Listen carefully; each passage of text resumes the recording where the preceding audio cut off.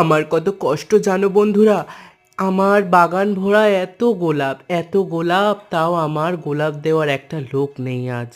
কি আর করা যাবে বন্ধুরা, এই ছোট ছোট গাছগুলো আমি 1 মাস আগে অর্ডার দিয়ে প্রতিস্থাপন করে 1 মাসের মধ্যেই যে এত সুন্দর আমাকে ফুল দেবে আমি বলে বোঝাতে পারবো না।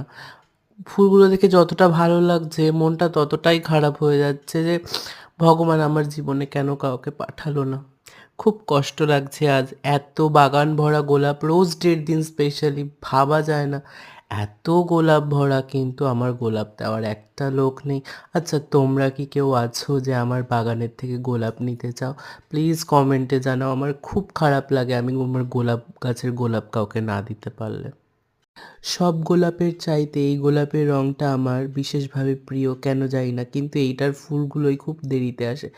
আমার গোলাপ গাছে একসাথে অনেকগুলো করি একমাত্র সাদা আর এই গোলাপি গাছটাতেই আছে, বাদ বাকিগুলোতে আস্তে আস্তে